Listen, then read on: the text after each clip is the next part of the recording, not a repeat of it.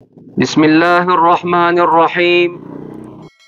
د کیفیت وقف درې اقسام، یعنی وقف بالسکون، وقف بالاسکان او وقف بالابدال ویل شوی دی.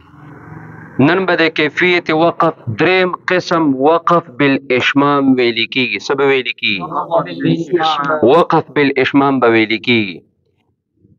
اشمام په لغت کې ویل کیږي بوی ورکول. اشمام په لغت کې څه ته وایي؟ بوی ورکول. اشمام کا لغوی معنی ہے بو دینا. اشمام کا لغوی معنی ہے بو دینا. او د قرآن کرامو په اصطلاح کې اشمام ویل کیږي چې شونډې په داسې طریقه باندې ګول کړلی شي څرنګه چې په ضمه یعنی پیش کې شونډې ګول کیږي. دې ته اشمام ویل کیږي. دې ته څه ویل کیږي؟ دې ته اشمام ویل کیږي. او یا داسې ووایه چې د علم تجوید په اصطلاح کې وقف بالاشمام هغې وقف ته ویل کیږي چې حرف موقوف علیه باندې پیش راغلی وي، یا پې دو پیش راغلی وي، او یا پې الټا پیش راغلی وي، چې دغه حرف موقوف علیه د وقف د وجه نه ساکن شي او د سکون په حالت کې شونډو له د پیش اشاره ورکړلی شي. دې ته وقف بالاشمام ویل کیږي. دې ته څه ویل کیږي؟ دې ته وقف بالاشمام ویل کیږي. بیا وقف بالاشمام په دریو سیزونو کې کیږي. وقف بالاشمام څو سیزونو کې کیږي؟ دریو سیزونو کې کیږي. ضمه یعنی پیش کې، ضمه یعنی پیش چې په حرف موقوف علیه باندې پیش راغلی وي نو په دې باندې به وقف بالاشمام کیږي. څه به کیږي؟ وقف بالاشمام به کیږي. لکه قرآن مجید کې راغلی دی نستعین، نو د نستعینو په آخر کې په نون باندې پیش راغلی. څه راغلی دی؟ پیش راغلی. که بالفرض کا په نستعین باندې په آخر کې ته وقف بالاشمام کې نو دا نون به ساکن کې. چې کله نون ساکن کې نو شونډو له به د ضمې یعنې د پیش اشاره ورکړي. داسې به ووایې نستعین.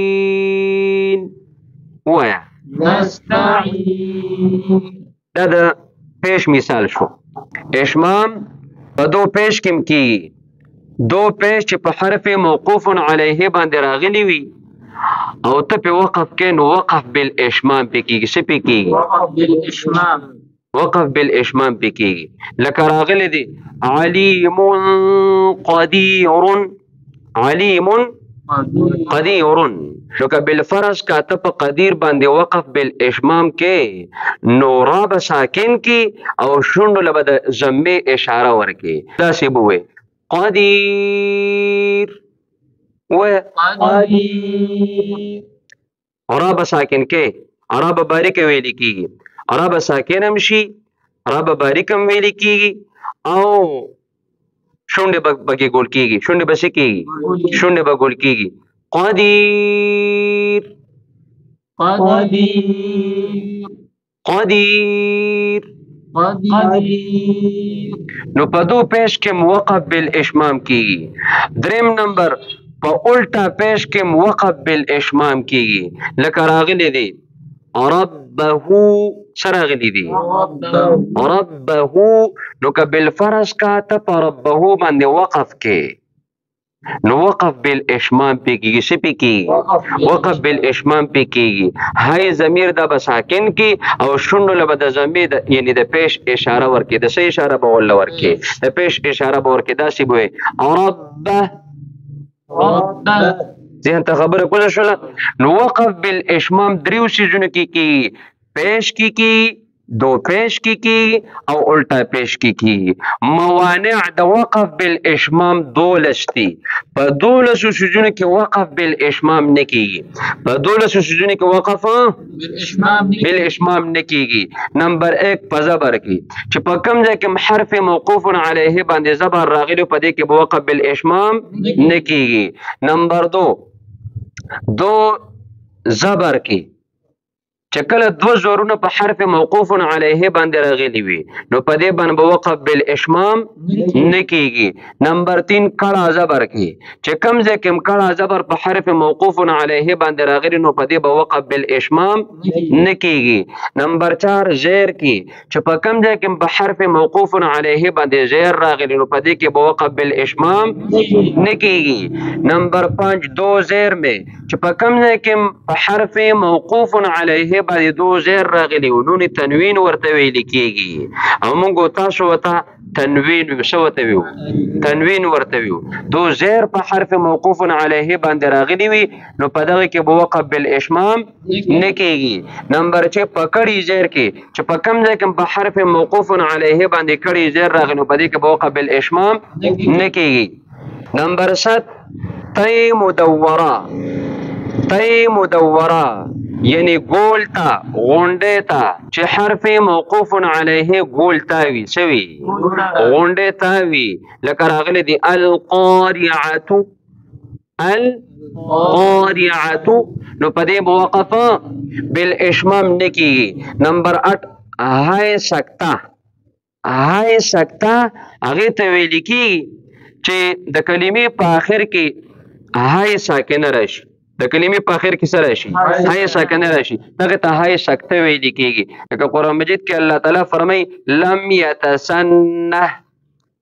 يتسنه نو ګوره یتسنه په آخر کې هاي ساکنه راغلی ده دې ته هاي سکته ویل کېږي ته څه وایي دې ته هاي سکته ویل کېږي نو په هاي سکته کې وقف بالاشمام نه کېږي نمبر 9 په حرکت عارضي کې په کوم ځای کې چې حرکت عارضي راغلی وي کاغه ضمه وي کاغه دو پیش وي او کاغه ټا پیش وي نو په دې کې به وقف بالاشمام نه کېږي نمبر 10 سکون اصلي کې چې په کوم ځای کې سکون اصلي راغلی وي لکه راغلی دي ونحر نو په ونحر کې پر باندې سکون اصلي راغلی دی په دې کې به وقف بالاشمام نه کېږي نمبر 11 میم الجمع په کوم ځای کې چې میم د جمع راغلی وي کوم تم هم په کوم ځای کې چې میم د جمع راغلی وي نو په دې کې به وقف بالاشمام نه کېږي نمبر 12 هاي ضمیر په هاي ضمیر کې به وقف بالاشمام نه کېږي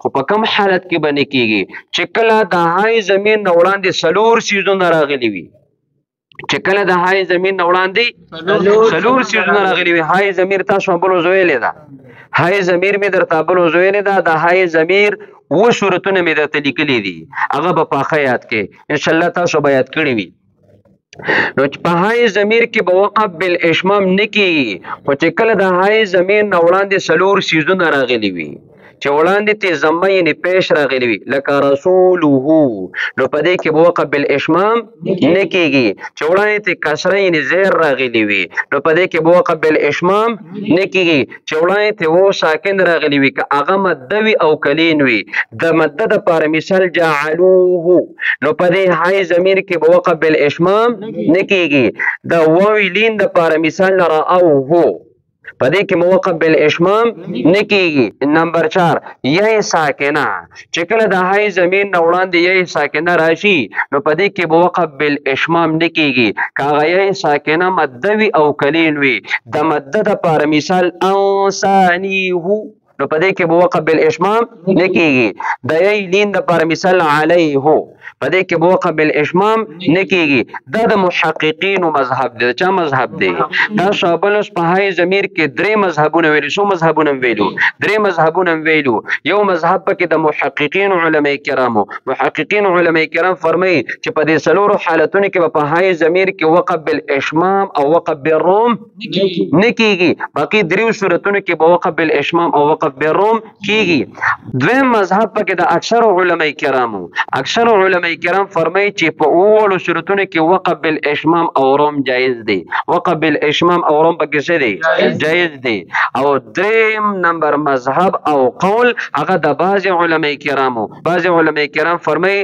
چې د هاي ضمیر اولو صورتونو کې وقف بالاشمام او وقف بالروم جایز نه دی ٹھیک شو نو دا د محققینو مذهب ته اشتمالي کړی دی فائدې ته وګوره د وقف بالاشمام تعلق د لیدلو سره دی د وقف بالاشمام تعلق د څه سره دی؟ د لیدلو سره دی. هر کلم چې تا ته مخامخ یو سامع ناشتي اوریدونکي ناشتي دی به په وقف بالاشمام باندې پوهیږي.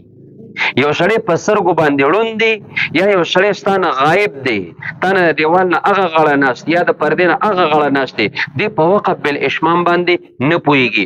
وقف بالاشمام ته چې تا ته کم یو انسان ګوري او دی لیدونکي دی دی بنا دی په وقف بالاشمام باندې پوهیږي.